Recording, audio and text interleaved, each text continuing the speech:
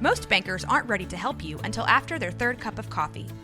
But with Central National Bank's after-hours service, you don't have to wait for the bank lobby to open to get help.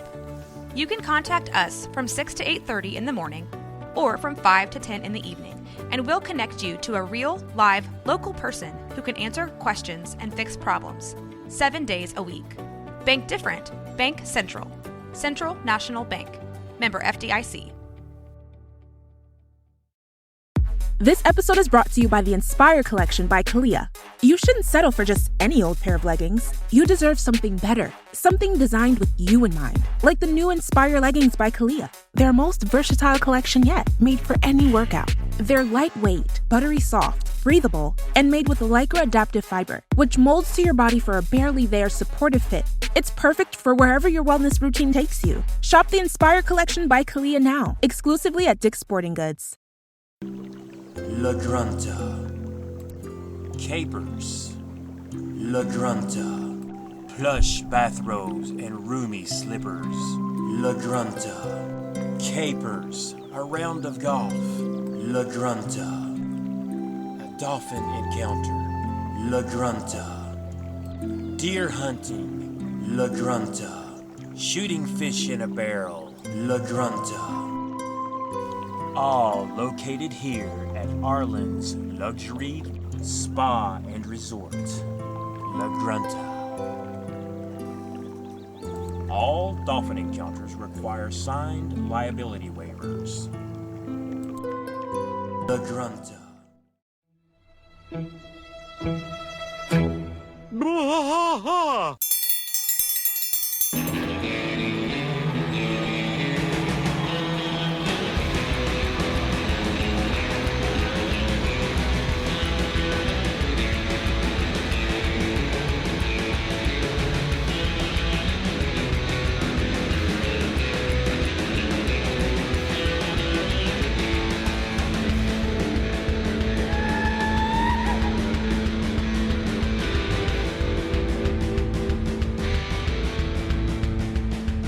One trash fight all through the night, deep in the heart of Texas. The trailer park is nice and dark, deep in the heart of Texas. That drinks his brew and he spits his chew, deep in the heart of Texas. The TV blares, but no one cares, deep in the heart of Texas. Here we go. Hey there, everybody. Welcome to Blah, a King of the Hill podcast. I am Mike. And I'm Rusty. I don't know what happened there, but all right. Rusty is now the official mascot of Frosted Flakes. Yeah. So I got a question for you. Okay. This episode, season 3, episode 16, and by the way, people can probably hear me chewing, and they can also hear this. Rusty brought us Bobby Hill fruit pies in today, and so I've been taking a bite here and there. So season 3, episode 16, this one is entitled John Vitti, I guess I'm saying that right, presents Return to La Grunta, or Grunta, sorry. Now, we remember La Grunta as the one where they went hunting inside the fences, right, where he took Bobby to hunt, and then they couldn't quite kill the thing. It's the one where Bobby saw visions of the deer jumping over him and him taking care of his dad and carrying him around and all that stuff. Mm-hmm. And I've looked up John Vitti, and I see that he's a writer, and he wrote, I don't know, 5 or 6 episodes of King of the Hill, right? Mm-hmm. But he also he's also known for The Critic, and he also wrote on The Office as well. And that's great. But why is this episode entitled John Vitti Presents? Well, I'm not really sure, but I can tie him up and give him a little more importance in the world of comedy. He was president of the Harvard Lampoon. Oh. Mike Reese. Yeah. I don't know if you've ever heard of him. Yeah. Mm-hmm. He was also very close with Conan O'Brien as well. So he was one of Conan O'Brien's buddies while at Harvard. And he did The Simpsons, also had a brief stint at Saturday Night Live. I saw that he did a lot of stuff on The Simpsons, yeah. So, yeah, he's done a little bit. Maybe you want to bet in the writer's room. You know, I got a mouthful of pie. I was kind of thinking that, right? Like, It's got to be an inside joke, right? It has to be inside baseball type stuff. I mean, what do you think? Maybe. Why else? I mean, it's not like John Vitti had a series after this or no, he anything. didn't. John Vitti presents. All right, Mason, flag this. I made a mistake and I took a big bite. I'm It's sorry, fine. Mike. No, that's staying in. All right. We live with our mistakes. Yep. Okay, so let's get this sucker started. By the way, if anybody out there has the answer to John Vitti presents Return to La Grunta, please let us know. And where can they let us know? Sorry, I was eating an apple He's pie. taking a big bite. Yeah. So you can He find had us the on pie our, in his I mouth was and about then to take a took it huge out bite. as he was answering. So you can find us on our link tree, linktr.ee/BWAAAKOTH or BWAAAKOTH on most all social medias if you just want to go to a direct social media. There you But, go. you can find us there. I believe we have one on Mastodon now. Yes, we have one on Mastodon now. I'm not sure that Whatever- anybody's checking it. But Whatever we have Mastodon is. Yeah, whatever that is. And also, we're still needing more people to hit us up on the stickers and stuff like that so we can get those passed out to y'all. So if anybody's hearing this and you are new to the show or you've been listening to the show for a long time and you haven't DM'd me yet, DM me on any of our social media accounts. I think for the giveaway, we only have given away 4 so far, so we need 6 more people. Something that people don't realize. Or 3. We need 7 more people. These stickers, they will stick to virtually anything. Guaranteed. Guaranteed. Guaranteed to stick to virtually anything. The time length is not guaranteed, So but I much will pie. guarantee that it will stick to something. So much pie in his mouth. All right, so as we start this, I want to remind us that there is no bell, no yell. We start with Hank, Bobby, Peggy all watching TV in the living room. And we hear a horn honk outside like somebody's there for a ride. Luanne comes running in. She goes, "Oh, that's my ride, Uncle Hank. Can I borrow $22.50?" Such a specific amount, $22.50. Very specific. So she breaks it down. I need $8 for the movie, $2.50 for popcorn, $2.50 for popcorn. Just imagine a time when popcorn was only $2.50. Yeah, I wasn't alive at that time. Well, yes, I think it's $2.50 if you go buy a box of it. I think right now it's $2.50 if you get 6 kernels. That's all you get. You get 6 Yeah. kernels, and they're not guaranteed to be popped. 1 egg, $22.50. Hey, man, the egg thing I think is all an illusion, by the way, because Walmart is still selling eggs for $2 a dozen. So you tell me why eggs are $7 at H-E-B. Oh, I don't know. Maybe their Maybe supplier's it's not the right. way the chicken was raised. Maybe the chickens were raised in the Walmart way. I'm not sure PETA. How much are appreciates Target? How much are Target chicken eggs? If I H-E-B don't eggs know. are high, the If you're buying Target your chicken groceries eggs, at Target, you deserve however much they charge you. that. Hey, I was at Target yesterday, and it's only because my parents live in a nursing home back behind Target here in town. And so we always, when we go to visit them, we stop by Target because Target is kind of fun to just walk around in, but it is higher priced. You're right, especially for groceries and stuff. But they have a lot of the problem with Target is, and it's kind of the same thing with Walmart with some stuff, they don't have their own brands for everything. At least when you go to H-E-B, Howard E. Butts. yeah. If you go to Amazon too, Amazon's got Yeah. they have Tons shorts, of Wait, I'm stuff. pretty shoes. sure Target has their car own brands. parts. Or They at least do. They exclusively sell brands that exclusively sell from Target. Sure, I can't sure. think of it off the top of my head, but They someone's gonna yell at me in do, the comments. but I don't think you're buying. What is it? Greatlands? I think it's Greatlands is their brand or something like that. I'm not sure. Great something. But I don't think you're buying Greatlands, cream of wheat or whatever, right? That's what I'm saying. Those kind of Yeah, things you're right. all come in like real brands or whatever, and so they're always more expensive. It's hard to get my Target chips. So anyway, we bought a baby crib and my wife a new purse, so it was a hell of a shopping trip for me. Oh wow. Yeah, it's good stuff. Okay, so Breaking the bank. again, she So mesmerizing. yeah, it's good stuff. Tell me more. Yeah, these kids, they want to hear all about it. So she breaks down why she needs the exact monetary amount of $22.50. I need $8 for the movie, $2.50 for popcorn, and $10 for dinner. Again, $10 for dinner, still a good deal. And I want to play the claw machine. I would give up the popcorn to play the claw machine, which Okay. I think is a fair trade on her part, honestly. You know, I mean, if you're going to give up popcorn for $2.50 to play the claw machine, I'm assuming the claw machine is still a quarter at this point, or 50 cents, most, you know. Now they're all a buck. Hank says, you know, Luanne, it'd be a lot less irritating to give you a round number every now and then than hearing about every little thing you want to buy. So Luanne says, well, can I have $300? I mean, that's quite an escalation. He goes, look, here's $60. Now, I lived on a month for $60, thanks to, and then you hear Luanne, hey, guys, I got $60. And she runs out to the car. Hank is talking to Peggy, or kind of talking to the room, but he says, you know, by letting Luanne live like this, we send out the message that it's okay.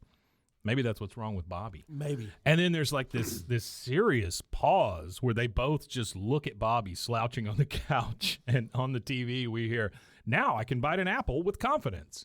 And that's it. It's just a commercial for Fix-A-Dent. You know, that's the thing. Parents know their kids are fucked up. I mean, they do. Oh, yeah. You just, kids are wild. you love them anyway, you know? Yeah. Doesn't mean that everybody has to love your kids, but you love yours, wild, you know? For sure. Okay, so we are at, and maybe you can help me here. We're at the local hardware store. I don't remember the name of this hardware store. Do you remember the guy's name at the hardware store? Oh, no, I don't remember his name either. I don't remember it either. But we're at the hardware store with two customers, the guy behind the counter and Hank. And customer number one is saying, my Betsy left her job at La Grunta Hotel. She could put in a good word for Luanne. Hank, you know, he likes the sound of this. He goes, oh, what's the job? He goes, golf course drink girl. The other customer says, I went to La Grunta once. It cost $8 just to park there. And then you hear the guy behind the counter, the man who assumingly owns the store, says, you could get 200 washers for that. Customer number two says, 400 at the Megalo Mart. And then the guy behind the counter is like, what's that supposed to mean? I mean, he gets pissed. Hank says, now calm down, guys. This is why I shop here. It may cost more, but it's worth it. He hands the guy a bolt and a nut, a single bolt, a single nut, and the guy goes, 8 cents. Everybody looks at him, and again, there's that pause, that pregnant pause. That pregnant pause. He goes, I got a family. I got a family. Like that 8 cents is going to mean anything. Next thing we see is Luanne is sitting out on the curb with a big box full of stuff.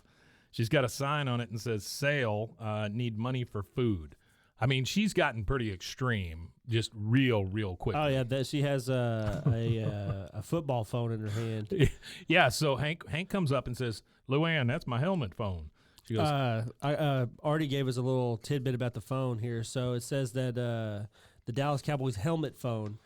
You have it there too. Yeah, go for it. Yeah. So the helmet phone was invented in 1982 by Bernie Paul, who was a service manager for Sharp Electronics. Very nice. At first, the NFL was against them until Paul Bryant got involved, and their view changed. Well, was this the helmet phone or the football phone? This is the helmet phone. Because there were two different ones. This is the helmet phone. Okay. All right.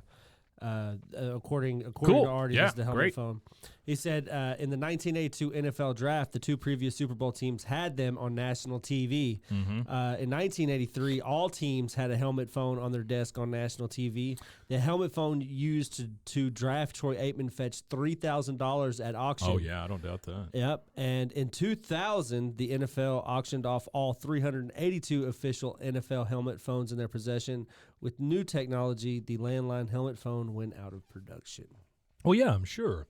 But I would think they could put a cell phone in a helmet phone. I think it'd still be kind of cool. Well, that's the thing is now with the new technologies and stuff that we have today, you can buy a dongle or a device that you plug your old phone up to that allows you to Bluetooth your actual phone to a house phone or landline phone, if you will. So if the landline phone rings, it actually, when you pick it up, it'll answers your We cell need phone. to make sure that we give some sort of warning before we say words like dongle. Dongle, You know, I mean, this is a partially family Dingle, show. dangle, dongle. So here's what I had. I've got a picture of the Cowboys helmet phone. It says the phone became highly visible during the 1990 holiday season. Now, that's not when it first came out. Obviously, it came out in 82. Yeah. It says the holiday season promising viewers the mini infomercial that a 1-year $55 subscription to Sports Illustrated would earn them the conversation piece. Anecdotal evidence reports less than favorable experiences with the gift, however. Its bulbous shape made it uncomfortable to hold, and tossing it around using... Oh, wait, this is the football phone. Oh, never mind. I got the wrong information. I'm stupid. No, it's still like relevant to. Yeah, this is when Sports Illustrated got the football phone. Yeah. No, he beat me. He had much better information.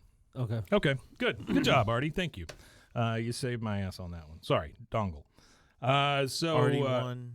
Mike -5. That's right, -5. Especially just today, it's -5. So we get Luanne saying, "I'm sorry, but I just can't starve to death. As convenient as that would be for you."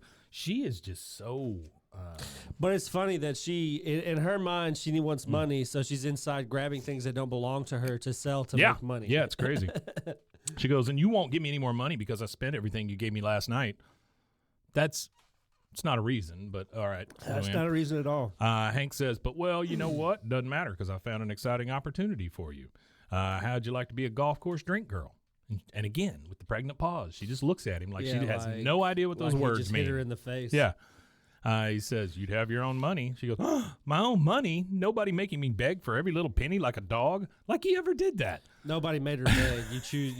That's the path you chose. Hank says, "Yep, you'd show me all right." She goes, "Ooh, golf course drink girl. Hey, why not me?" He goes, "That a girl. I'll be my own boss." No, you'll still have a boss, but the tips are all under the table." She just giggles like she does and gives Hank a big old hug. We're now at the La Grunta Inn and Resort, and we are with, I'm assuming, the old lady who runs the caddy shack there, and she is giving Luanne the what for. She says, "The golfers are cheap. They think because I'm a woman I'm supposed to be Miss Mary Sunshine. Well, the hell with that."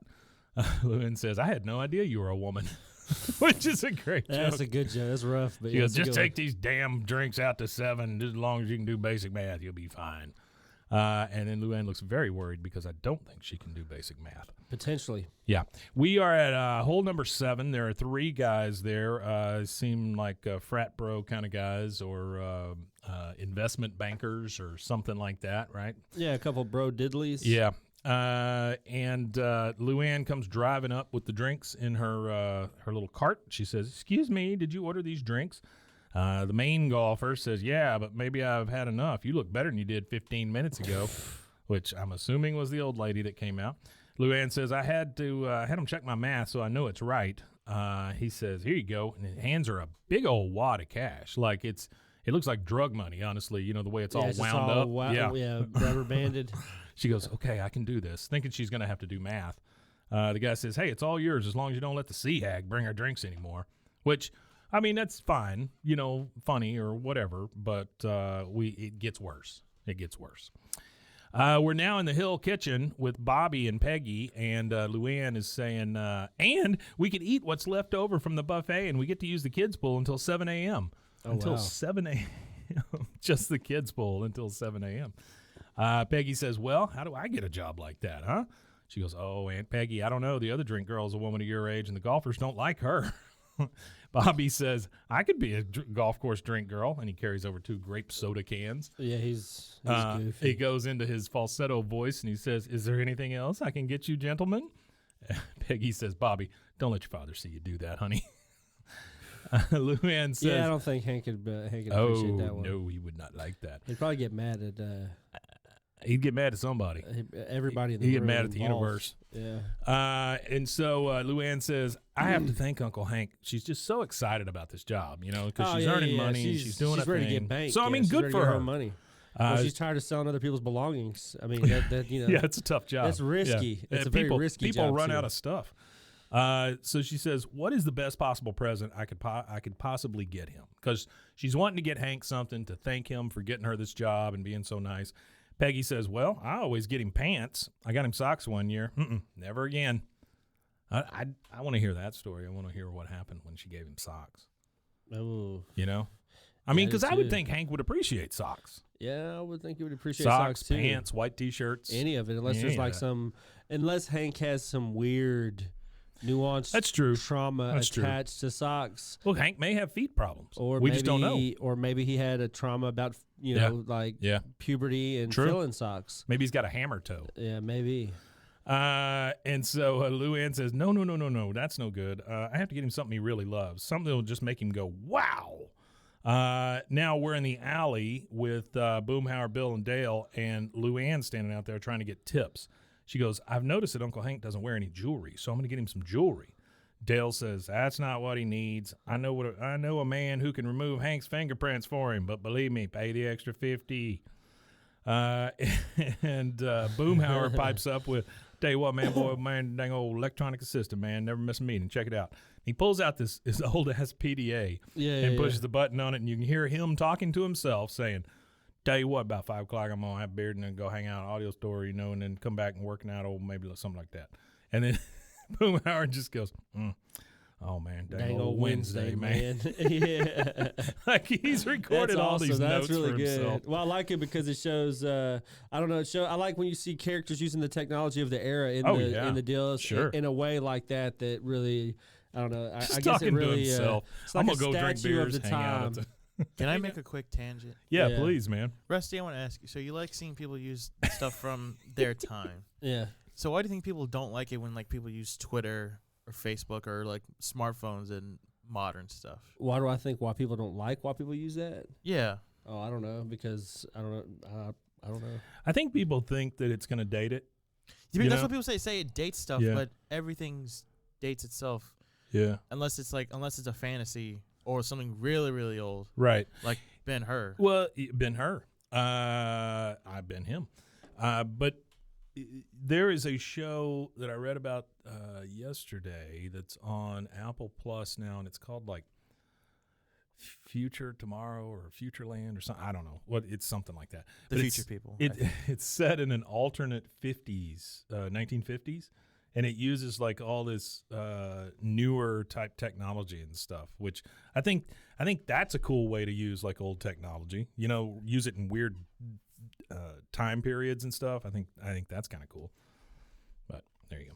That's my big story for that. Sorry for the tangent. No, you're Like good. steampunk? I wouldn't really count that as a tangent. Like a steampunk? Yeah, kind of maybe thing? steampunk or something. I don't know.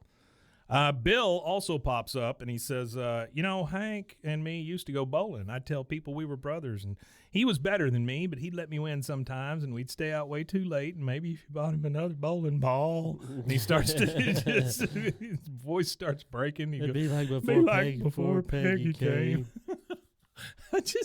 Wow. I just don't. Where would this have been? Like, because they didn't live there before he and Peggy got married. No, they're probably thinking like high school stuff. It's Maybe. Like, before Maybe. Peggy showed up.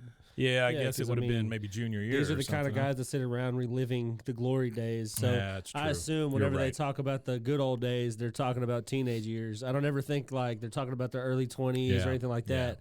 It's all like for it's some all reason, high school. For some reason, that's the first thing I thought of was like they were in their early 20s or Yeah, something. no. I thought, Anytime well, shit, they they say didn't live next to each anything, I other. always think of high school because they're in that that's They're those just, kind of guys, yeah. what they are. It's that generation.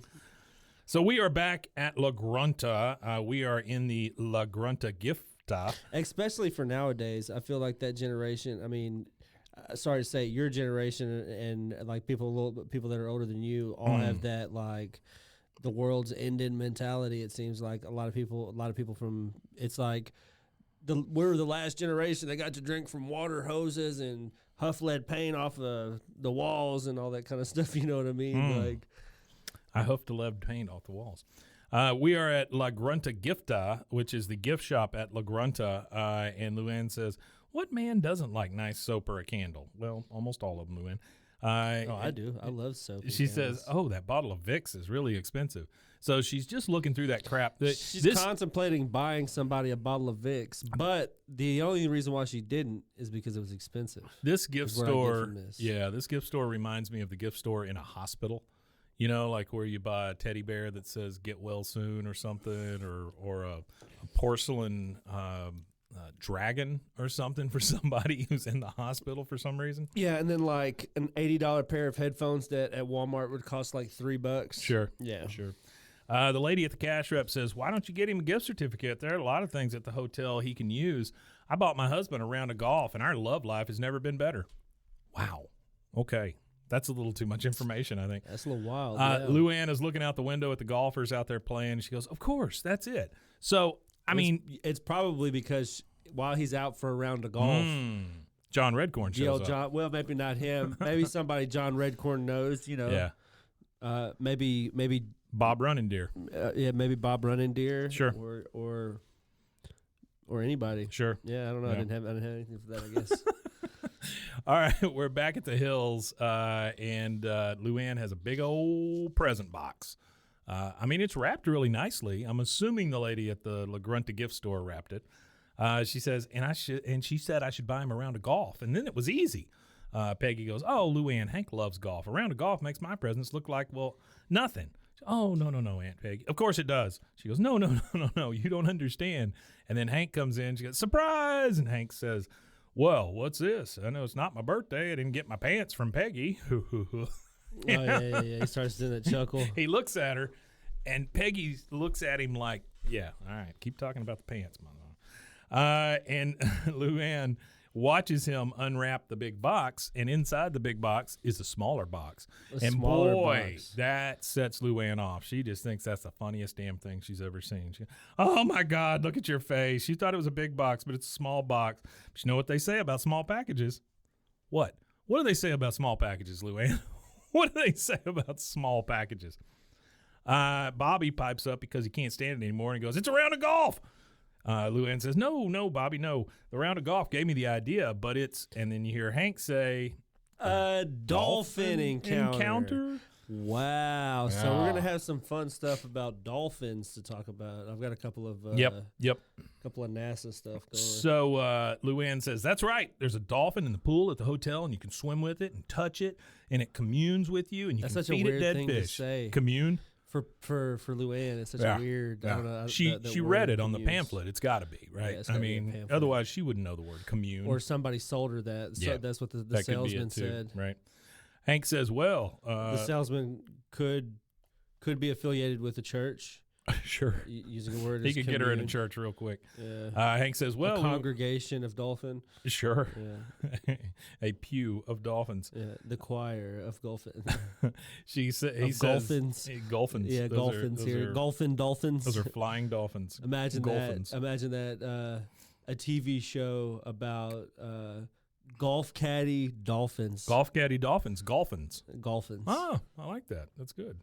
Or maybe golf caddies that ride dolphins. Yeah, and now Jabberjaw's introduced, and he's Jabberjaw. and he's like a senile, he's like a late So this is- 60-year-old wait a minute, shark. wait a minute, and he's wait a minute. attacking the dolphins. We're aging Jabberjaw up.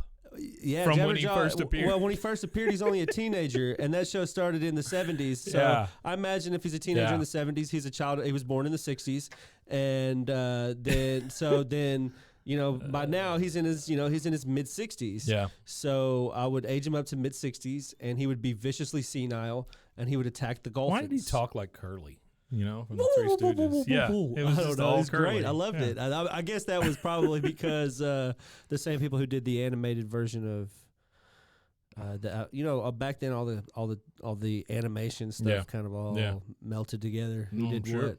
Especially Hanna-Barbera stuff. Oh, Hanna-Barbera stuff was A lot of voice actors. When I went to commercial art school, one of the things we had to do was product design, and Okay. so we did packaging and stuff like that.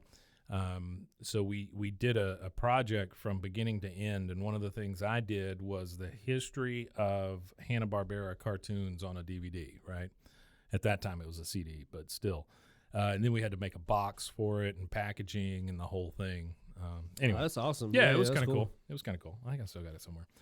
Hank says, "Well, Luanne, that sure was a thoughtful present, and it looks like you spent a lot of money on it. And hey, if I wanted to exchange that for a round of golf, I could do that, right?" And Luanne, hating this, says, "You wouldn't want to replace it. It costs more than a round of golf." I would have been like, so I can exchange that for 2 rounds of golf, right, Luann? She says, I don't think a dolphin encounter would be. I don't know. I went to. "It's got to cost a lot." Well, I went to SeaWorld as a kid, and I didn't really like it. I Yeah. don't know. It just I didn't think it was cool. The whole place smells like fish. Well, I didn't really care about the smell. I just didn't think it was cool. It's kind of when you realize all you can do is just look at the fish.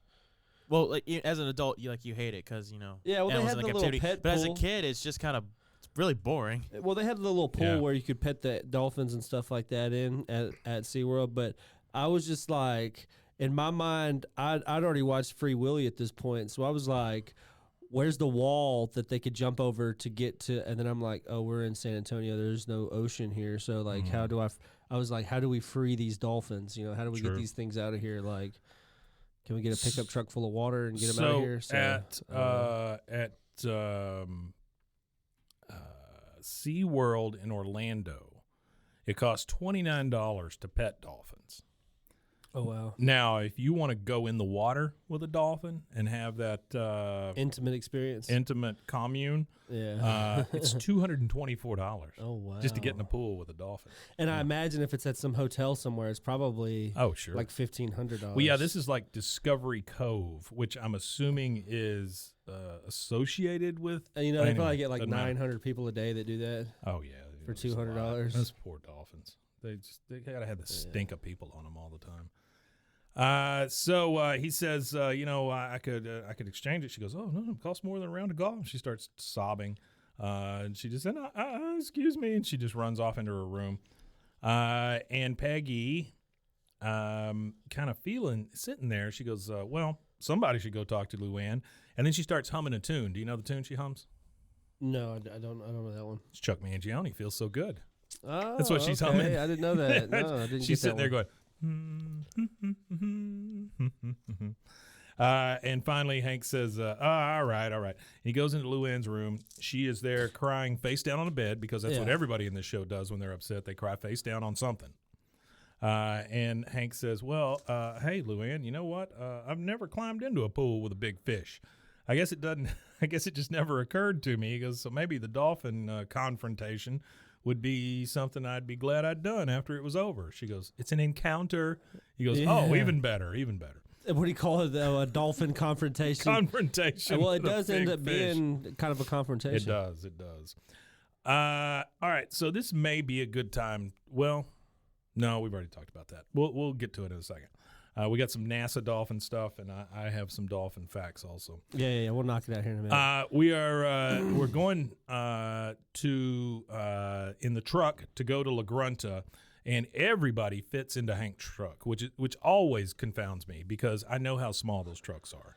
Yeah, they're pretty small, but if they got who is it? All four of them, right? That's in this truck. Mm-hmm. Yeah, well, they got the little seats that fold down. Well, that's on the what I was sides going or to say. whatever. I mean, I've seen them with the two seats, Yeah. right? But then, like the one my dad had, it was just like Hank's truck, red, the whole thing, right? Yeah. But it had the little fold down seats on the sides. Yeah, the fold down side seats. I got you. Which are ridiculous. They're small. It's like they're half very an ass small. cheek. Yeah.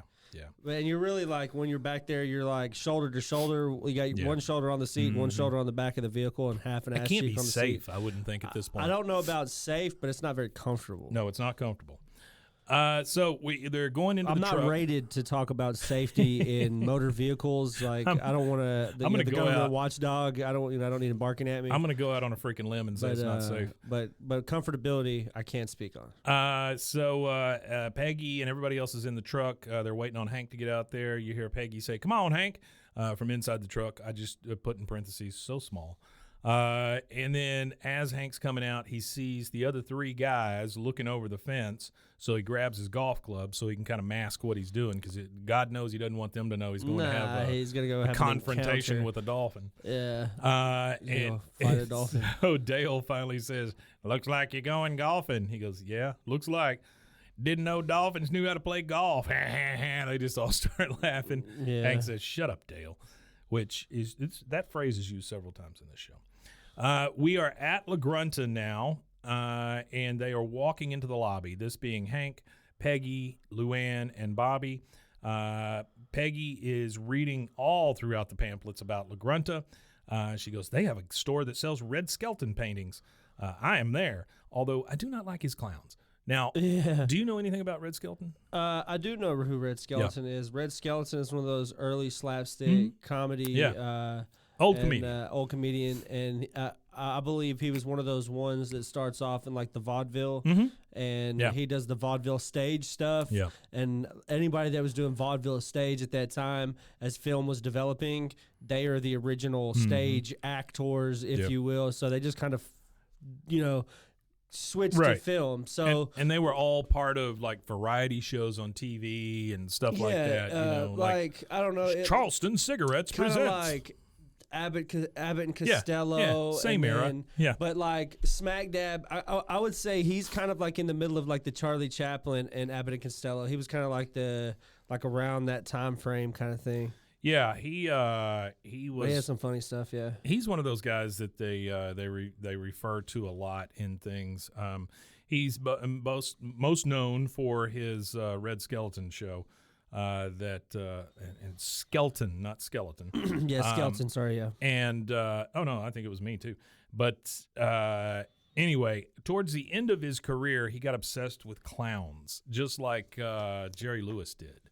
And I think it's because they think if I start representing myself as like a classically trained clown or a French clown or a this or a that, you know, that maybe it gives them a little more joie de vivre. I don't know exactly why these guys got so into clowns, but he started painting a lot of clowns. And if I'm not mistaken, a lot of them were on like Black Velvet and stuff. Yeah. But anyway, he painted a lot of clowns. She is not there for the clowns. Yeah, and he even did burlesque. Oh, did he really?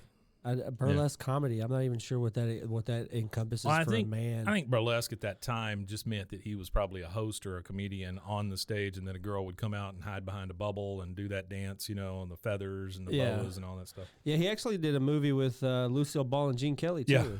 Yeah. He was big for a little while. Royal Del Ruth's Dewberry was a lady. Oh, God bless you. Yeah, yeah, that was a mouthful. So the next thing we see is we pan over to where the buffet is, and it is a big brunch buffet. And, of course, Bobby is the one that notices it. And we see it, and then we see a glistening ice cactus over in the corner. And there's several chefs, like they're ready to serve you, you know, at this beautiful buffet. And Bobby, of course, look at that brunch. And that's all he's worried about is food. Yeah. Every time you see food. Well, Hank looks at the big menu and he goes, "Oh, prime rib for breakfast. Wow, it's true. I guess I owe Bill an apology."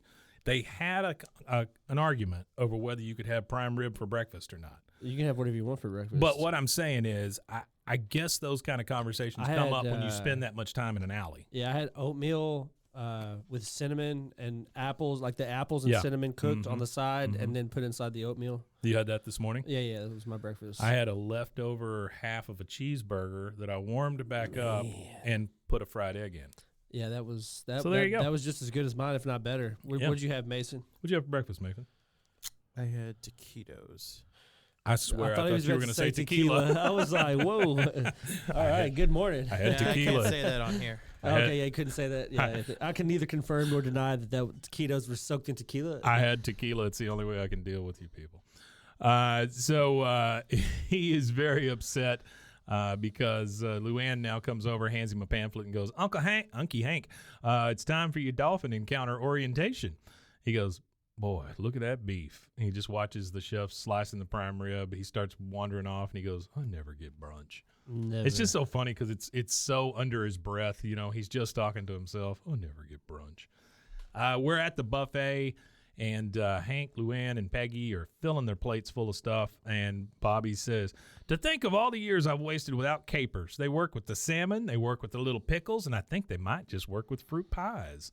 And I have a fun fact from Artie real fast. Okay, for capers. Capers. So for those Welcome of you to Caper Talk. that don't know what a capers are immature flower buds from the Capare spinosa, which is the caper bush, which grow all over the Mediterranean. I loved her Like music in the 80s. olives Caper do. bush. Yeah. It was good. They are usually pickled and used as a seasoning or garnish. They are one of the ingredients in tartar sauce and often used in salmon dishes. Really? They're in tartar sauce? They're in tartar oh, sauce. I didn't know that. Yeah. They are featured heavily in Italian and Greek dishes. The taste is reminiscent of the lemony tang and brininess of olives, but with a smack of flour tardiness all on their own. They have a bold, salty, and savory flavor. I do like capers. I think they're very good. I think but to me, they're like very intense little olives. And like if you get a veal piccata or a salmon piccata or something, it usually has the capers in it. It just, I don't know, adds a nice little salty pack punch to Yeah, it. yeah. No, I like them. They, I don't know that I would just eat them right out of the jar. I like them in but- tartar sauce, and that might be the only place that I like them. Really? You don't like a veal piccata? I don't know what that is. Veal piccata. It's a cream sauce with capers on top of a what is usually a lightly fried piece of veal.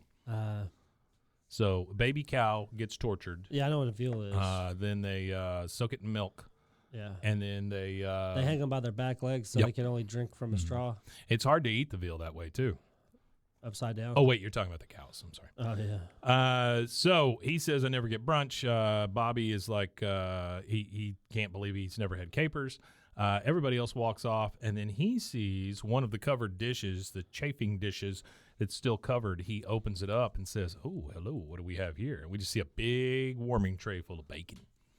Ooh, And then like bacon. it's never mentioned again. Like know I'm where the assuming best he just eats a bacon is, shitload though? of bacon. You know where the best bacon is? Not in the United States. So the United States in England, they call the bacon we have over here, they call it streaky bacon. Right.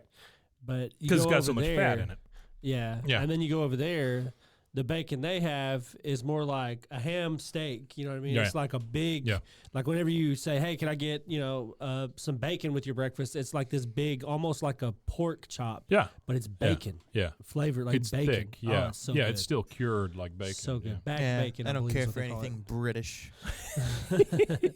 Well, you could keep your inferior bacon. Keep your teeth in your thick bacon. Why don't you go back to your country, Rusty? Get on your. I'm sorry, everybody. I love that he feels like he had to apologize. I'm not one to toot my own horn, but I tell you what, my propane-fueled farts could power a small city. Okay. All right. I'm not sure There what you that. Yeah. Okay. All right. So we are leaving the buffet. We are now in the conference room for the orientation. And this is the first time we see the trainer, who has a very bowl cut on his head. He says, one man who was healed by dolphins, told me okay. angels are dolphins who haven't learned to swim. And that, it pans over to Hank, and Hank is just like, ugh, I hate this. Hank is looking. Yeah, he doesn't like all the sentimental touchy-feely. No, the angels who haven't learned to swim. Hank, in the meantime, is kind of looking out the window. He's just longing to be out there to play golf. And I'm going to read this part. Then Yeah. that guy goes, people ask me how to approach these wise cetaceans, and I can only say, be honest with them, and they will share their secrets with you. I'm going to lower the lights now so we can watch our video, A Dream of Dolphins. Yeah, and they bring down the shades. And that music's all... Oh, you hear the New music, Age and then this yeah. woman in an Irish accent says, I dive into the gentle sea to free the dolphin inside of me. And Hank just, Yeah, he he's- just absolutely He's hates not. that. He's blind right now. It's Yeah. a You know what's funny is there's a lot of people at this table for this encounter orientation, but Hank's the only one you see interact with a dolphin at all. Yeah. Well, It's he not might like be the these people first are- and last though, because the situation got I'm awkward assuming after that. last. So, Yeah. just think of this, Mike. If you were the guy that's 3 people back from Hank, and you're kind of peeking over, and you see what we're about to see, you would probably, Oh, that's true. That's true. Yeah. 180 on the hell on out of there Yeah. and look for the refund desk. So Hank is now at the pool, at the dolphin pool. He is getting in the pool. Is this the first time we've seen Hank without his shirt? Maybe. No, I don't think so. Maybe not. Nah, remember in the Twister episode, he gets buck Oh, naked. that's Yeah, he's right. butt You're naked right in the about Twister that. Yeah. episode. Yeah, we've seen him without his shirt a few times. But he's getting in the pool, and we see he has no shirt on. He gets only in waist deep, and we see his beautiful, beautiful farmer's tan. Peggy and Bobby are over there trying to take pictures of him as he does this, and she goes, I don't want any photos. Go take pictures of the golf course. And they just walk off, which is crazy to me. Yeah. Luanne sticks around. Now, I've drawn a small representation of what the pool looks like from overhead. We have the little house that you get ready in here, and then there's what looks to me, it looks like it feeds out into like a larger lake or something. Well, but it's they call probably it a pool. it's probably It's like a man-made little inlet. That kind of you know? gets us into the NASA stuff. Mm-hmm. It kind of describes what that is. It's called a dolphinarium.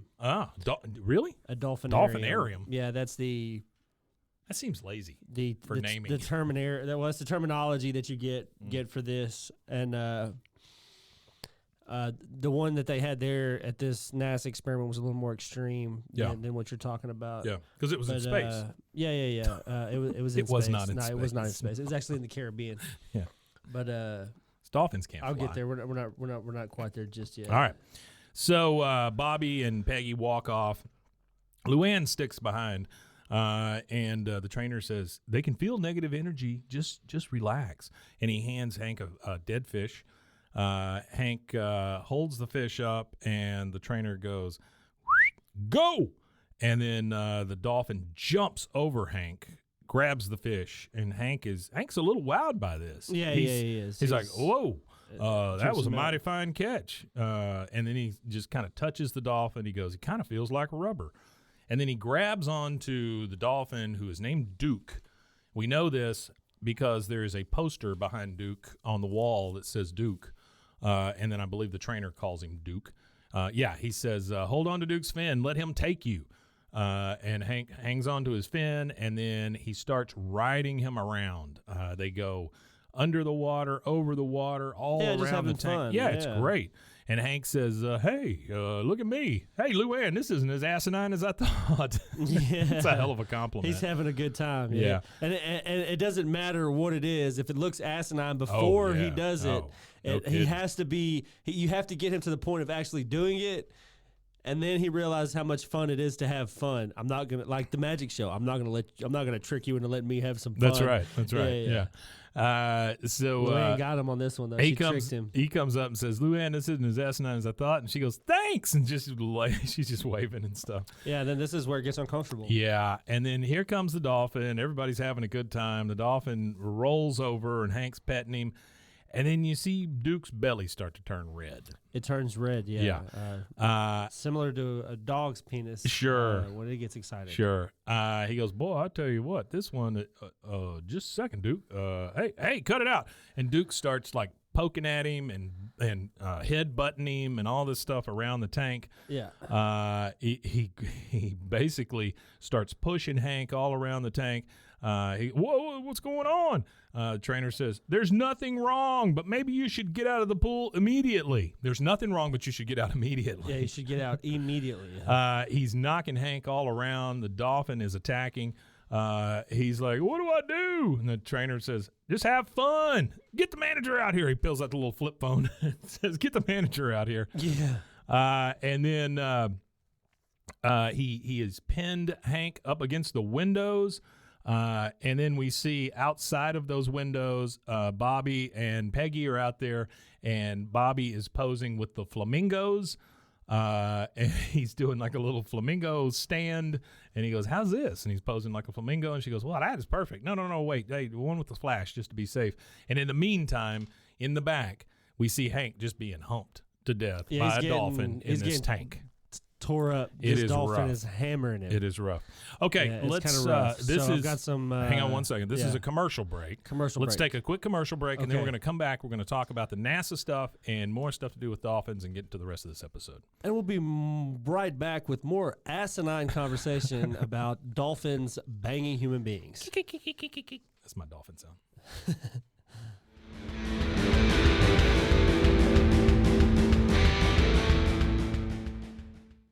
There's no weekend like a weekend getaway on a Royal Caribbean cruise, where you can surf the perfect wave on the Flowrider, sip exotic cocktails poolside at the Lime and Coconut, then shoot down the tallest water slide in North America, and relax on the white sand beaches of our private island. Perfect day at Coco Cay.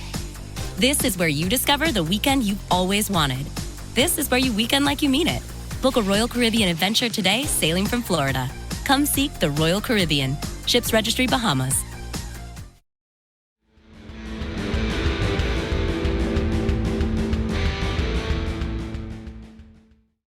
Hey guys, it's Mike from Bois. I wanted to remind you just real quick of our official, unofficial meeting place. That is Hotel Arlen. So head over to Twitter and look up at Hotel Arlen.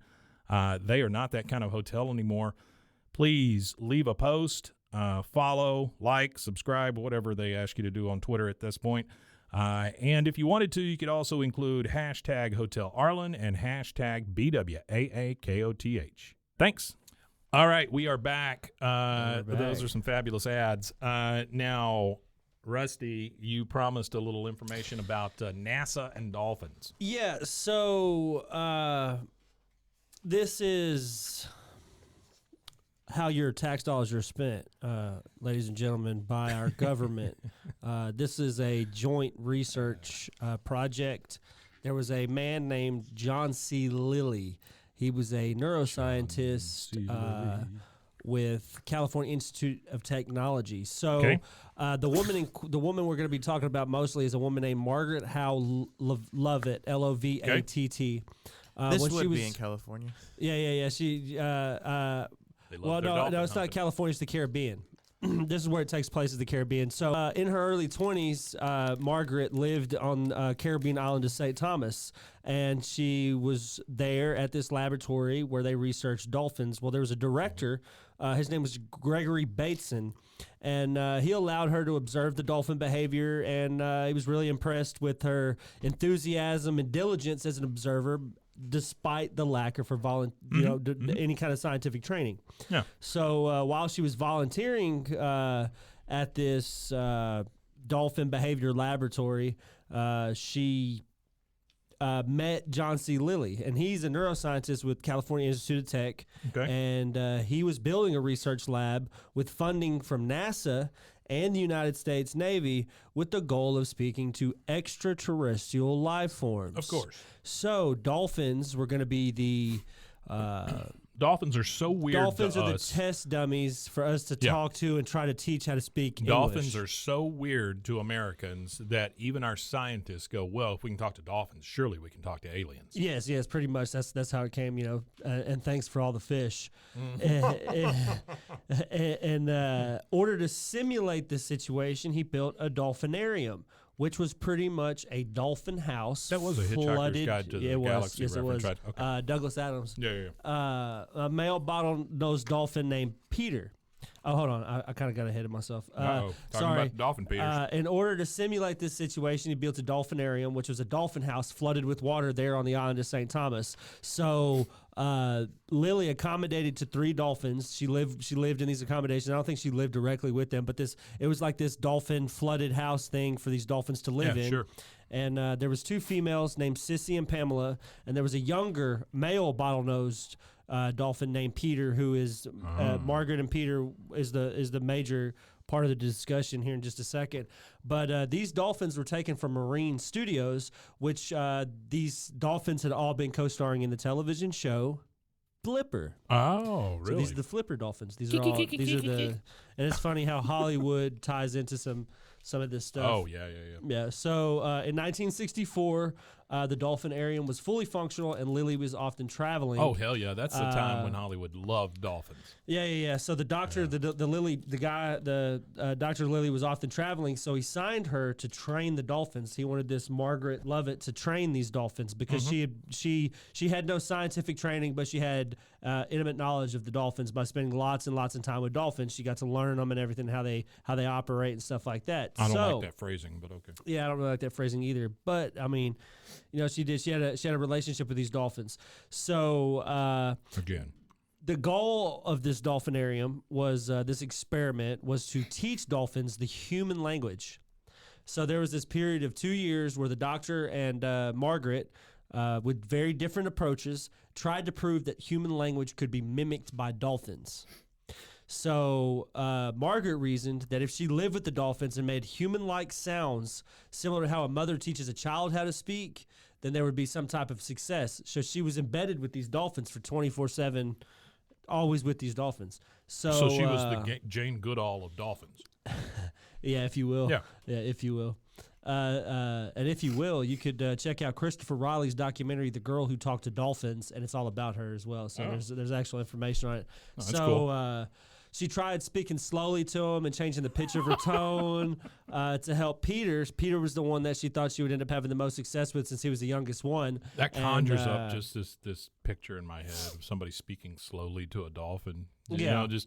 My name is Mary. Yeah. So I don't understand. Like I don't know if the morphology is there for them to have, because there's some animals that they do have the same, like some of the similar morphology that we have of our vocals, our Yeah. vocal cords. Yeah, right. But maybe they can't express language the same way that we can, and their noise is different. I don't know. But so I wish dogs could talk to us. You know? yeah, I do too. I This really is do. crazy. Dogs.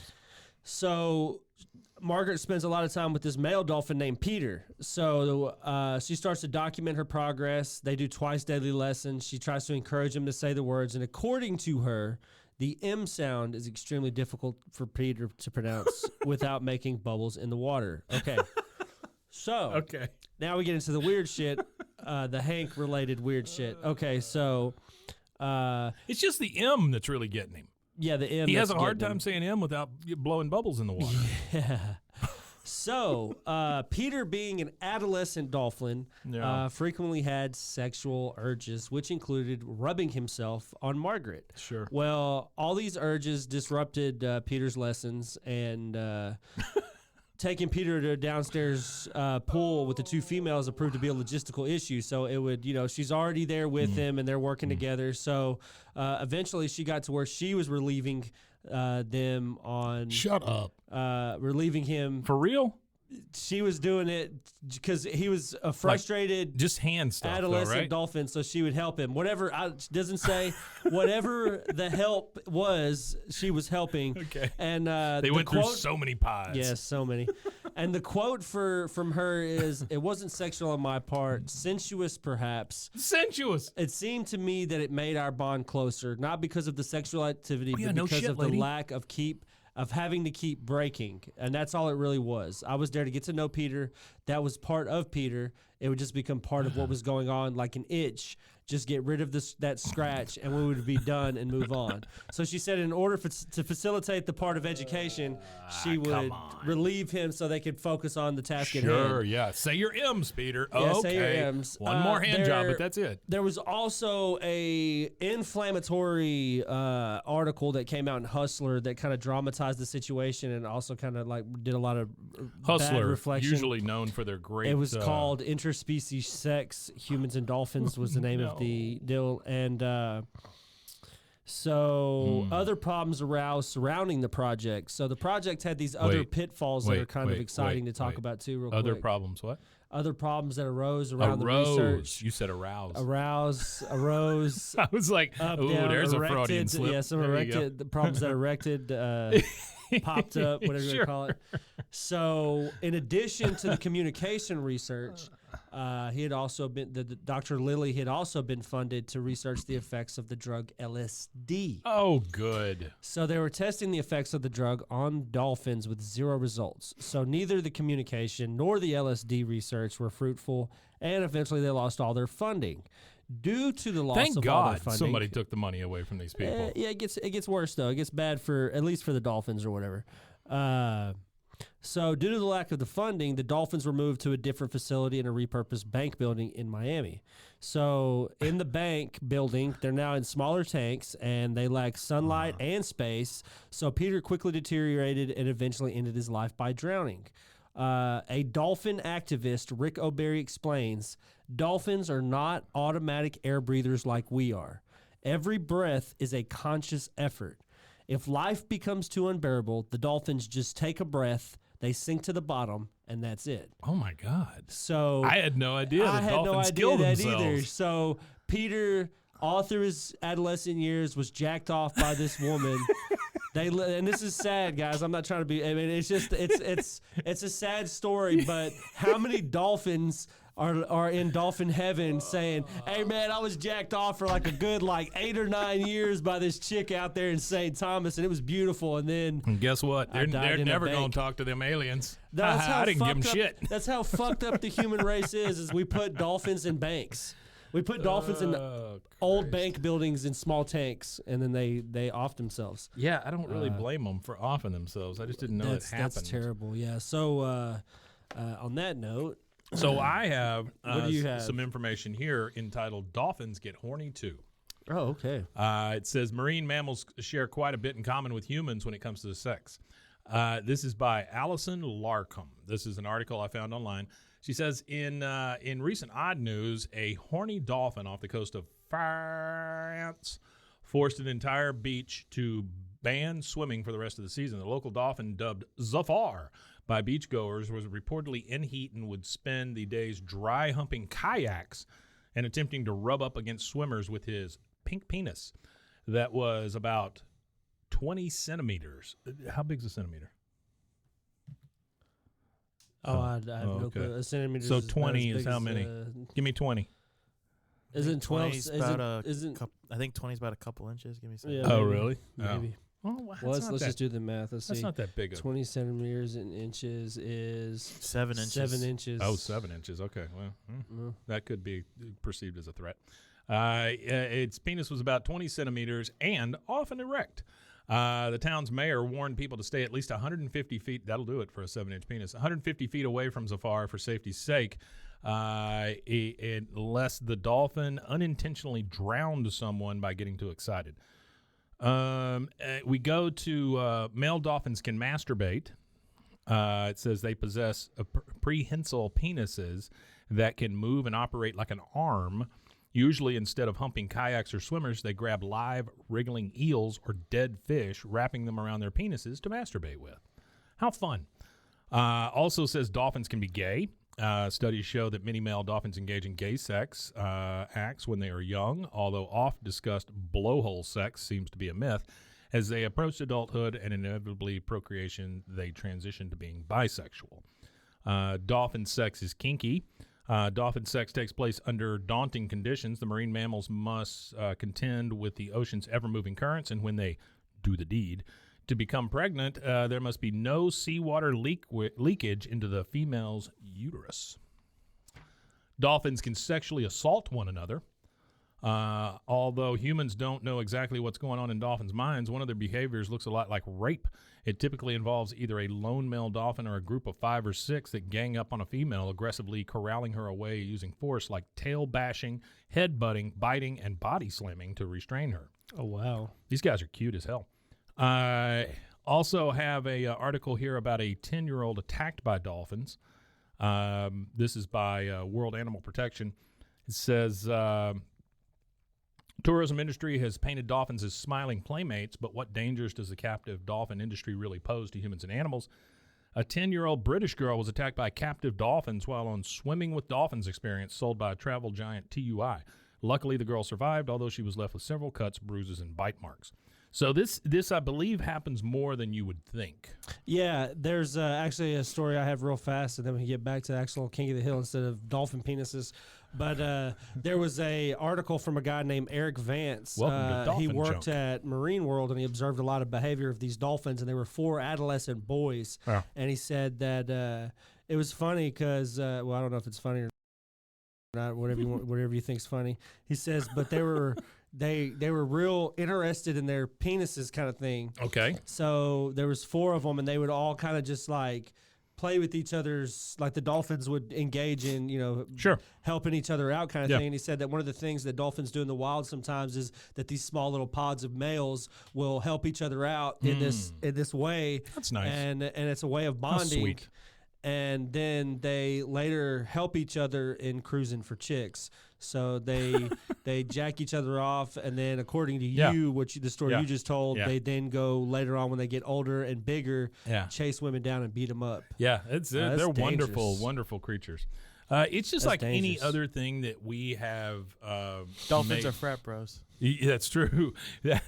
They're just like any other animal, though, that we have Isn't that made a, so cute. Just like a yeah. polar bear or something. They're vicious. Isn't that a Family Guy skit? I'm pretty sure Family Guy's probably done that before. If they haven't, they probably have. Probably off the top of my head, maybe. I don't know. Dolphins are assholes. Off but the top of my don't- head, but maybe. Please I don't know. eat them. Yeah, please eat dolphins. Please don't eat dolphins. Oh, I'm sorry. I was coming across on the other side. I think healthy debate is healthy. All right, so he tells him to hang on to his fin. Again, he is being humped up against the windows while his family is out taking pictures with flamingos. We come back from the commercial break, and Hank is just sopping wet still. And I put down that he is in almost a fetal position.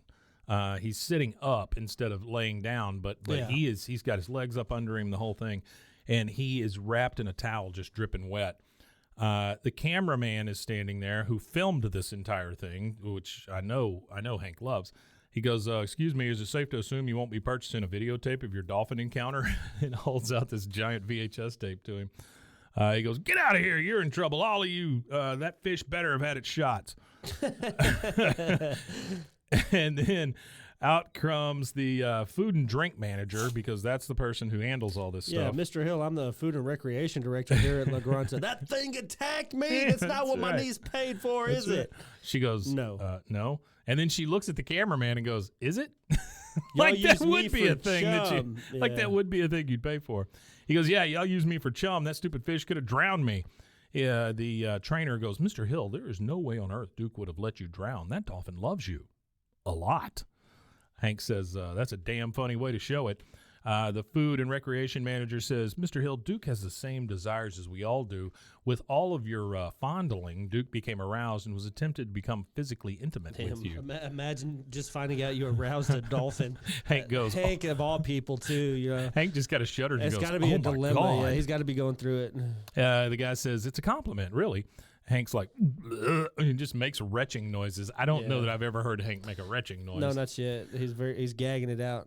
And then Luanne says, he's not going to get away with this. Give me that tape. I'm sending this to When Animals Attack. They'll fly us out to Hollywood because it's going to win. Hank says, Luanne, please, no one is going to see that tape. By the way, When Animals Attack, 1996, Fox TV. It was only on for 1 year.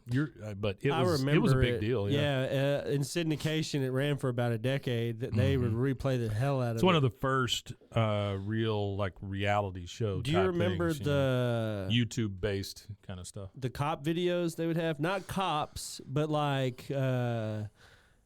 When they had a bunch of when whatever had that attacks, guy, and he would things. have oh man, what was it? Worst police videos or whatever. The worst cop, and it was always like the guy. It was the guy with white hair, and he was always in like cop stuff, standing beside a cop. And just remember, when driving, don't drink or something. I don't know. When I was teaching at high school here in town.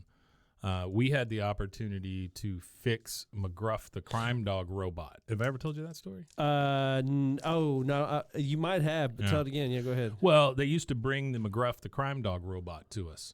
And my kids, because we worked on computers and stuff like that, they wanted us to fix this crime dog. Let me tell you, if you ever saw McGruff the crime dog as the robot that comes out and talks to you, it is not that complicated. Inside McGruff the crime robot, there is a cassette tape that plays what McGruff says and also plays the song Bad Boys, What You Gonna Do? Okay, I figured it out. It was the world's wildest police videos. I'm John Bonnell. I don't know. You don't remember John Bonnell? Come on, everybody remembers John I Bonnell. remember his daughter. John Bonnell? John Bonnell Ramsey. That guy? Oh, hold on. Oh, yeah. I know who you're talking about. Yeah. Hi, I'm John Bonnell, former sheriff of Multnomah County, Oregon. Really? Yeah, that's the county that he was in. He would say that because in the what it was is he was in like some early episodes of Cops, and then they picked him up because they liked him in the Fox. People saw him, and they picked him up to host this world's wildest police videos. And I always remember the commentary. Hi, I'm John Bonnell. So he tells Luanne that nobody is going to see that tape. The food and drink manager says, now, Mr. Hill, let's move past the blame game. I don't care who led who on. Now, if you'll sign our waiver form, Luanne says, Uncle Hank. And he continues and says, your family's brunch is free. That handsome bathrobe is yours, along with a beautiful gift basket, and we'll throw in 25 La Grunta dollars. Yeah. And what's weird to me is that Hank agrees to it really quickly. He's just like, fine. I guess he just wants to get it over with. Probably, yeah. So the guy says, we'll go get the form. And then he says, Luanne, you and I have a secret that we must take to our graves. And then Luanne says, are you threatening to kill me, Uncle Hank? And he finally says, of course not.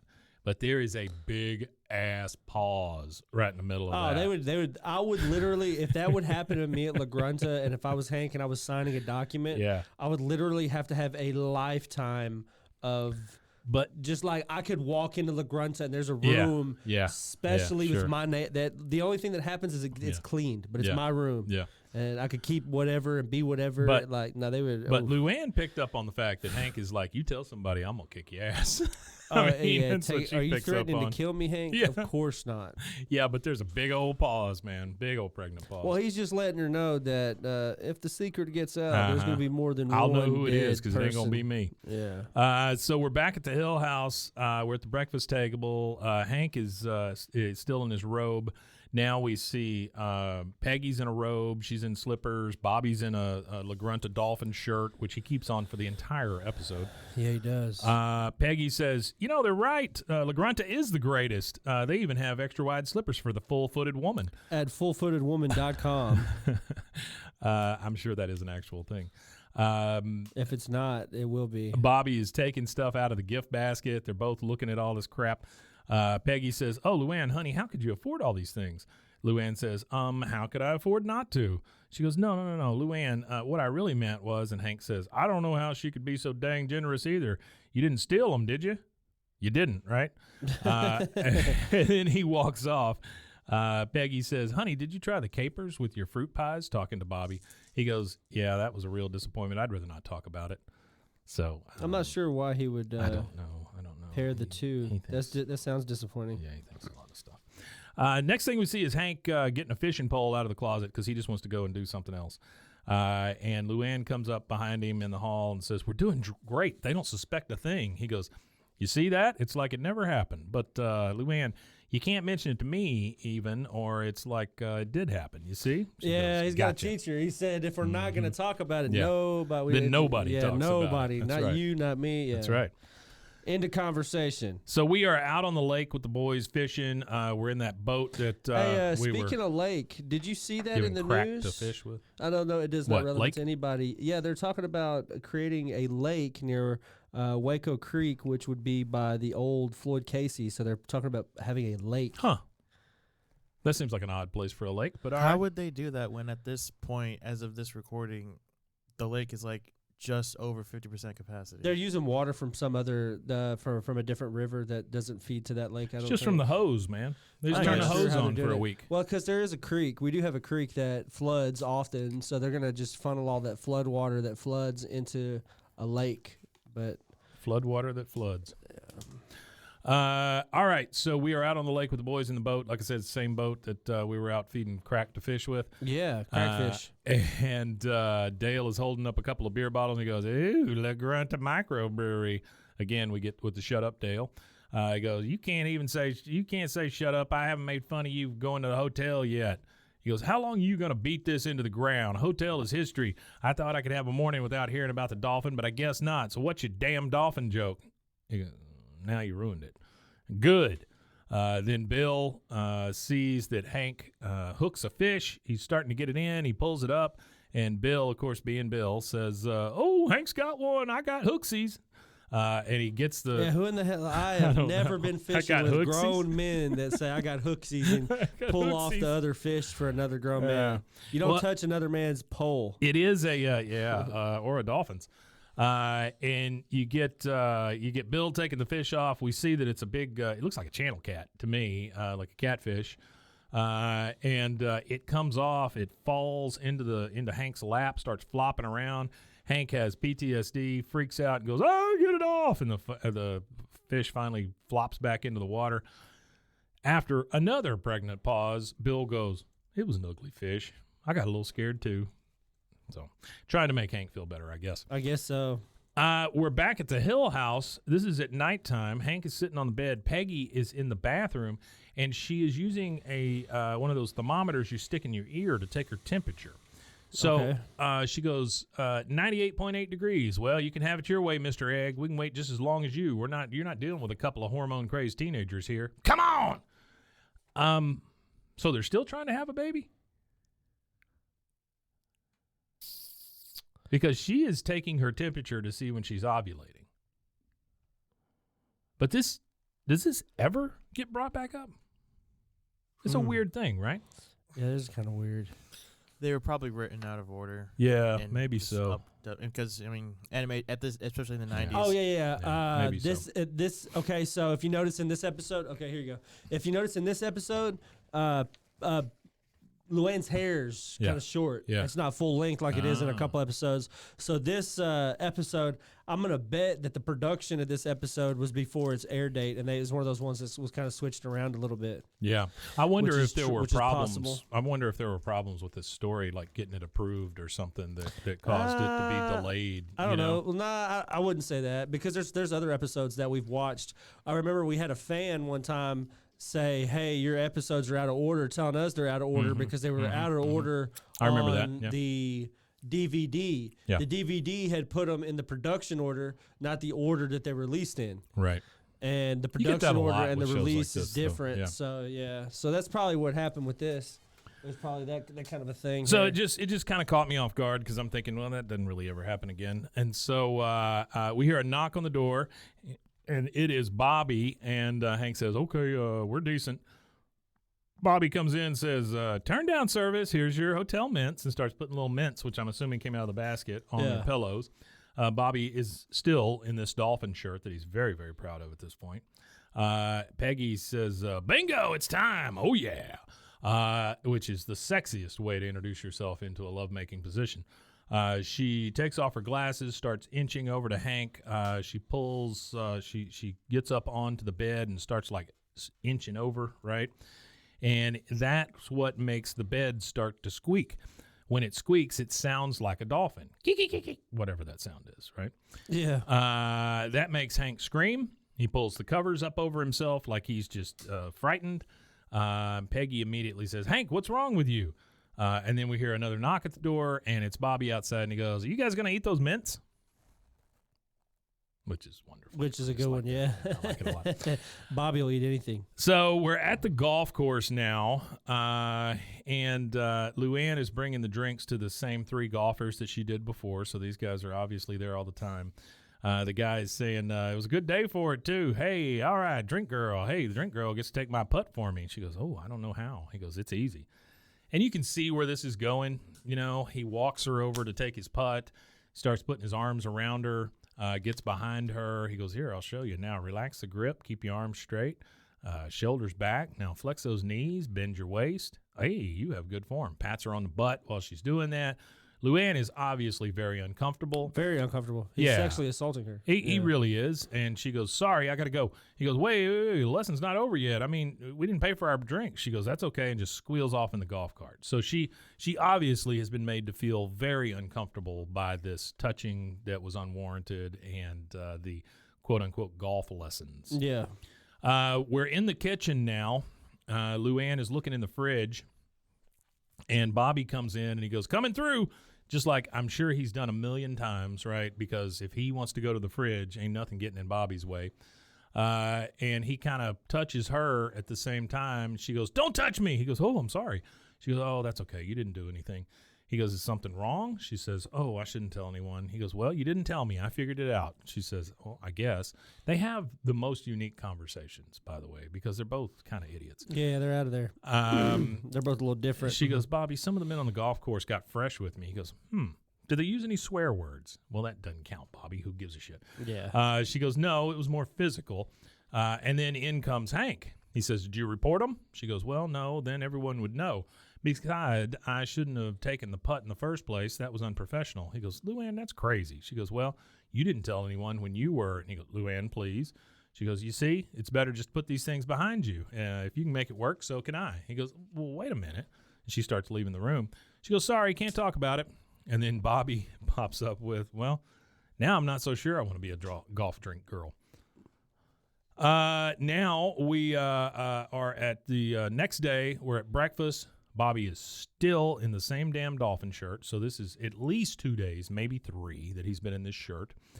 He is digging capers out of the jar, and he goes, "Dad, we're down to 2 jars of capers. Down to 2 jars of capers."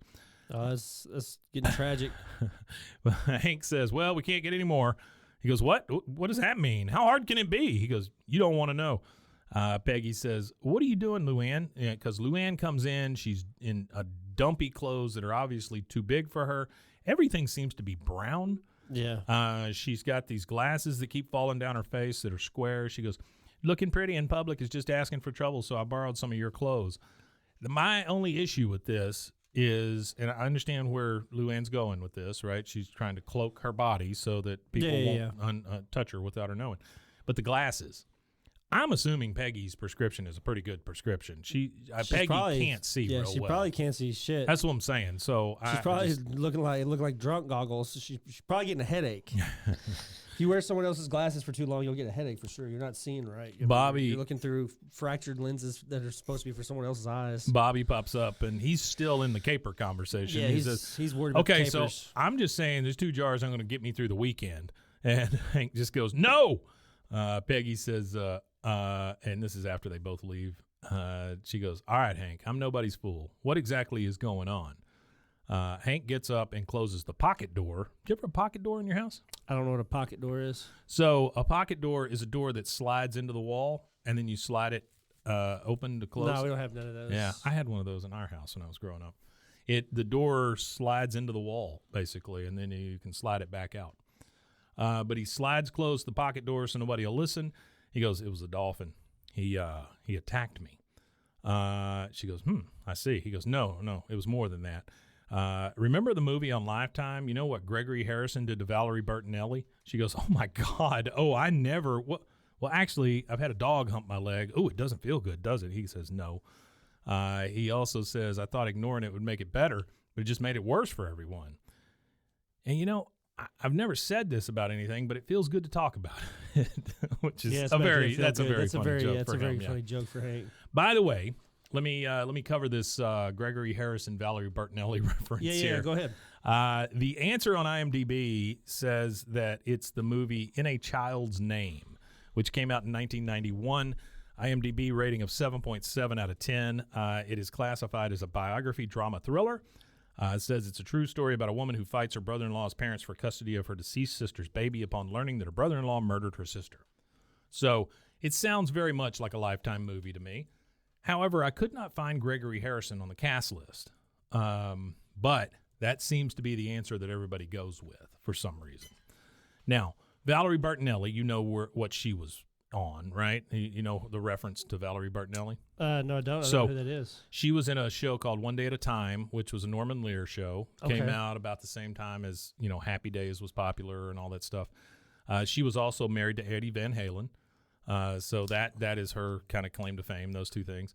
Now, Gregory Harrison, the big thing he was known for was he played Gonzo, which was a doctor on this show, Trapper John M.D. Trapper John M.D. was a spinoff of the show MASH. Trapper John was one of the characters. Trapper John was back in the U.S. He was an actual doctor working at this hospital, and Gregory Harrison played the goofy doctor that lived in an RV out in the hospital parking lot and worked close with Trapper John.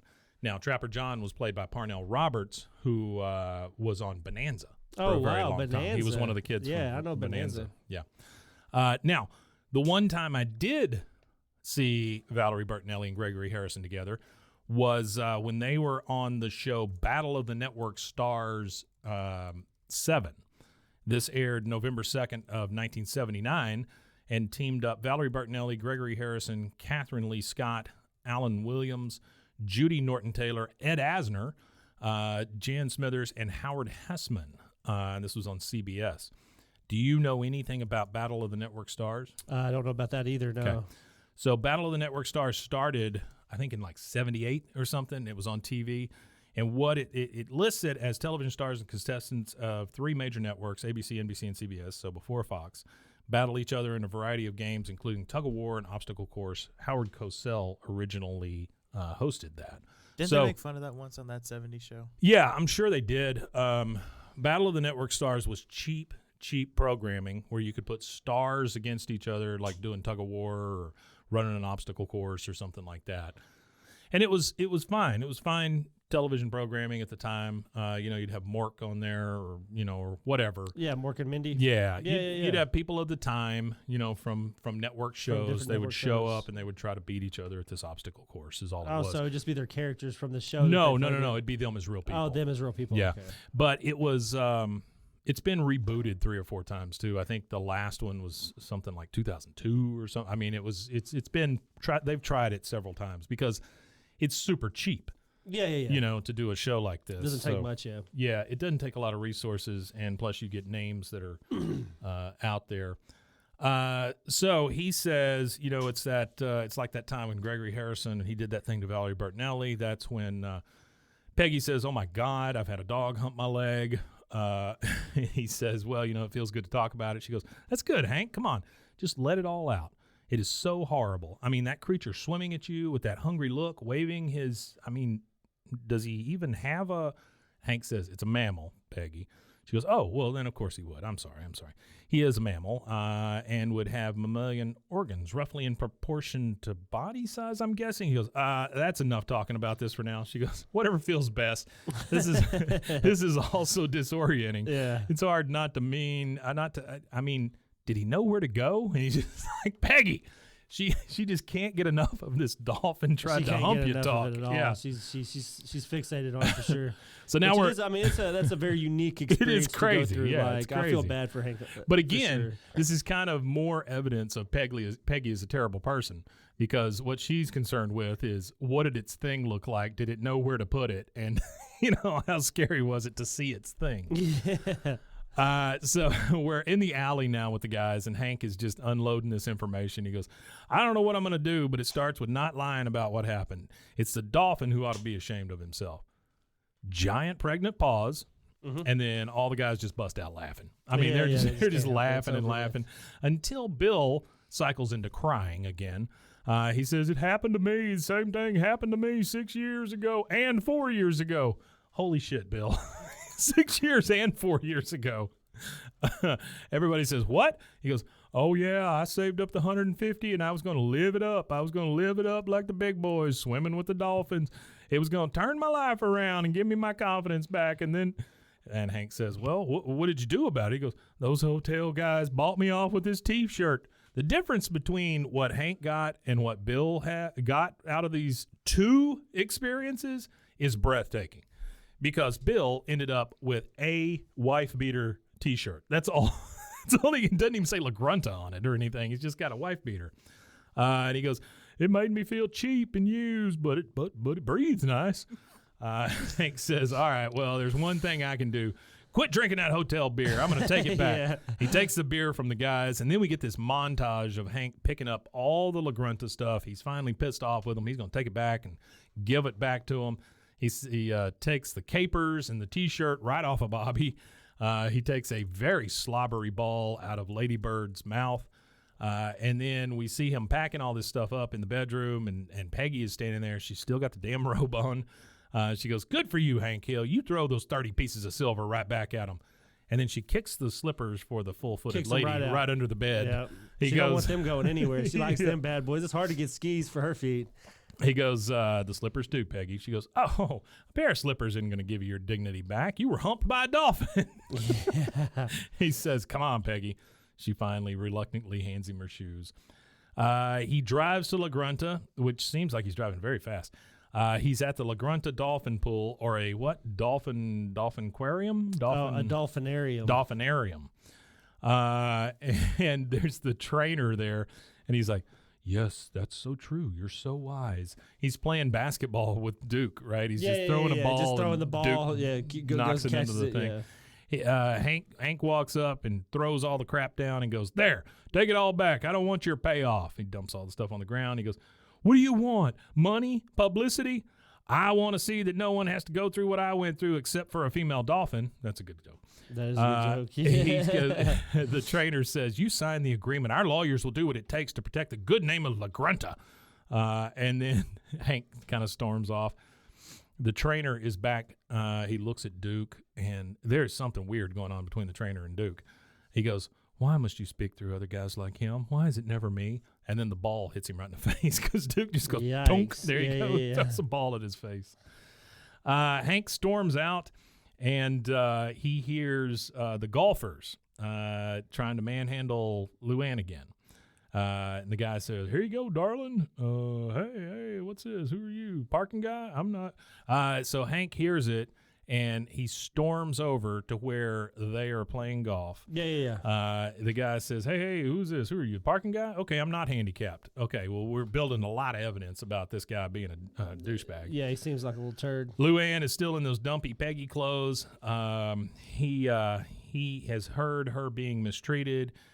He sees the guy pat her on the butt, and then you just see Hank's fist ball up. He storms over there.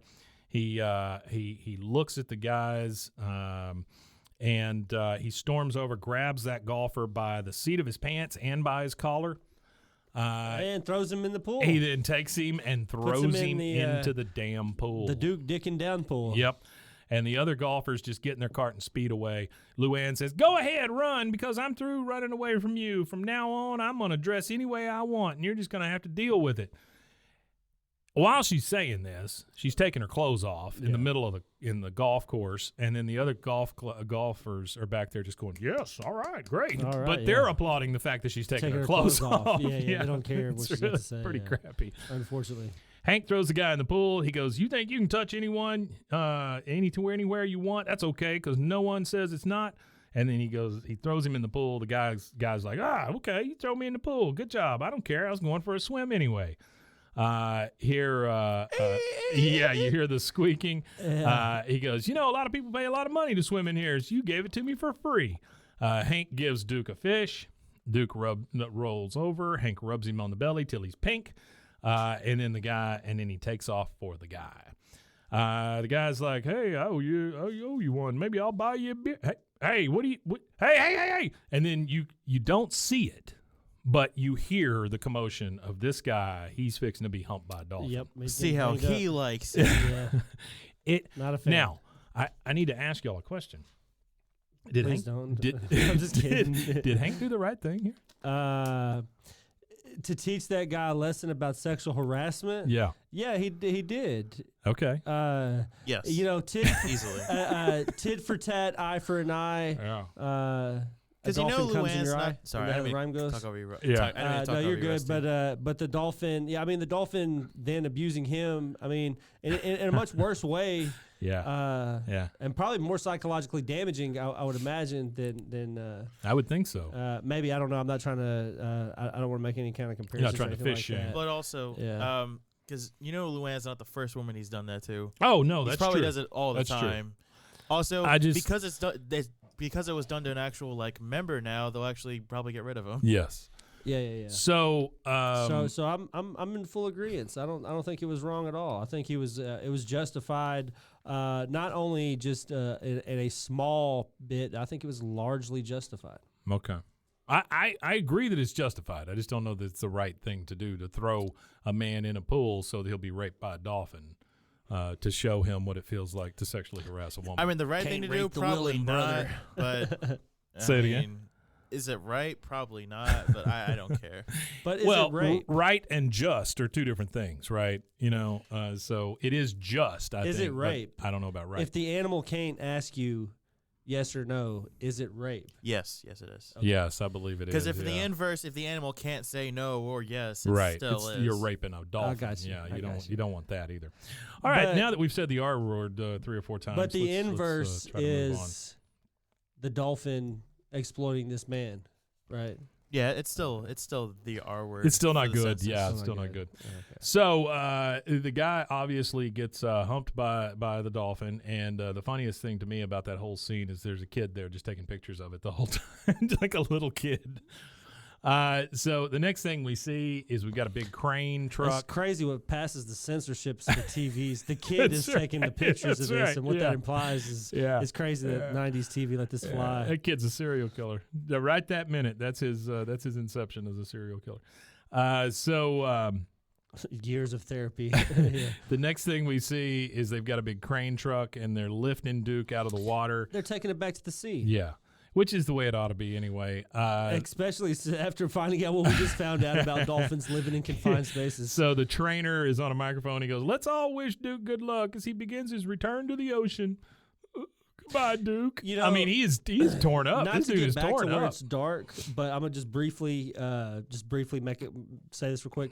I wonder what the ratio is of animals that do things like that. And I wonder what like level of intelligence animals that commit suicide have. Yeah. Like, do the dumb animals do it as well, or is it only observed in the hyper intelligent animals? Yeah. That would be a question. I think it's got to be the smarter ones, because otherwise, doesn't that kind of suggest that they contemplate their existence? You know, I mean, if they're willing to kill themselves over the fact that they don't think they're ever going to get out of this tub or whatever they're in, you know, they're contemplating life, right? Yeah, but, well, I mean, that's a whole nother conversation about the sentience of an animal, how sentient they are of their reality that they live in. I don't know. I guess that's not something that we can quantify or measure due to the lack of communication between like the lack of interspecies communication doesn't allow us to know whether they're thinking about the reality they live in or not. With all these UFO sightings, maybe we should ask the aliens what the dolphins are thinking. Well, now. you know, we're just moving around. In the 1970s, there was a research where they were researching dolphins, but they wanted to try to talk to aliens. That's what you told me. And Margaret ended up jacking that dolphin off for most of his teenage years. Well, with zero. maybe, hey, look, Mike. Maybe that's all the aliens are looking for. Zero usable research is what they said they got from that entire project. Hey, nothing came from that except for something Peter. came from it. Except for Peter. Yeah. Poor Peter. Rest in peace to my boy Peter. I'm gonna get a dolphin tattooed on me. It's gonna say "Rest in peace, R.I.P. Peter." It was fun while it lasted. Yeah. Poor Peter, man. So everybody's all broken up about the fact that Duke is leaving, including Bobby. Goodbye, Duke. Then he turns to his mom.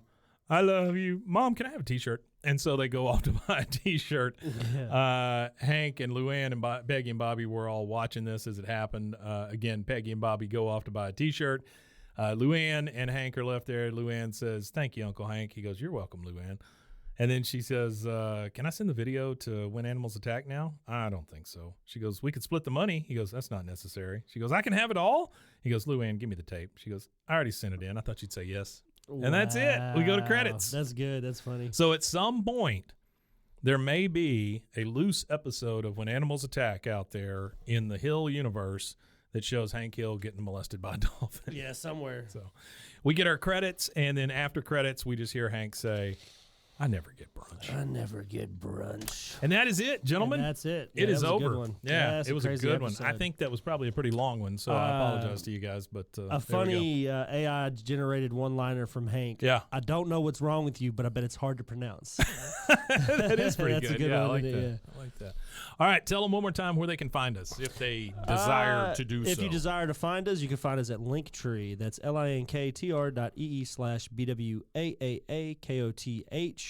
Zero Also, dolphin content at zero that site. dolphins. Yeah. Zero dolphins. Also, there you can find our YouTube. You can find our Spotify stuff. We still haven't gotten to that. We'll get to that soon. Yeah, so go check us out everywhere. Interact with us on social media. I still need some people to DM me so we can get you some stickers. So if you haven't DM'd me yet and you want some stickers, hurry up and get on that list. It's a list that's filling up, and I need your name on there to put on there so it will fill up. So get on there. You can also email me at bwaaaakoth@gmail.com. Gmail. I tell you what, if you need a lesson on how to talk to a I'll lady, tell you what. just watch the way I talk to my lawnmower. That's another one-liner. one? Yeah, that's good, right? Yeah, that's good. Yeah, it's good stuff. Hey, also, we have a ton of new shows starting, one of which will star producer Mason talking about books that hopefully he's read. And then, so please be on the lookout for that. Mason, have we finalized the name? Yeah, Bibliophobia. Bibliophobia. What a great name, right? Oh, that's good. Yeah, I Fear like of it. books. Yeah, I like it. Yeah, I love it. All right, so you guys keep an eye out for that, please, or an ear out for it if you can. I think it's going to be good. He's going to have some different folks on there. Right now, it's you and Allison talking books, right? Yeah, me and Allison and a friend from work, yeah. Oh, good. Very nice. Very nice. So a friend from the TV station? The place I work, yes. Well, you also work here, so I didn't know if you were just, that was a veiled attempt to include me. I didn't know. Okay. I don't want people to know where I work, Mike.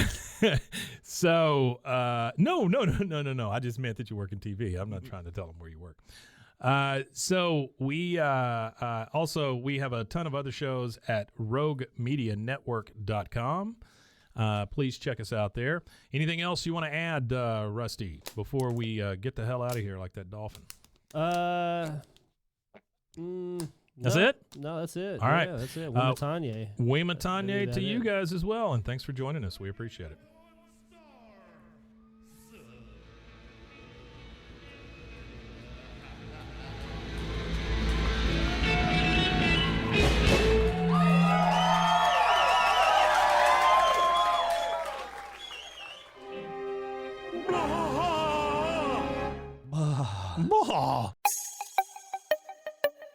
This has been a Rogue Media podcast.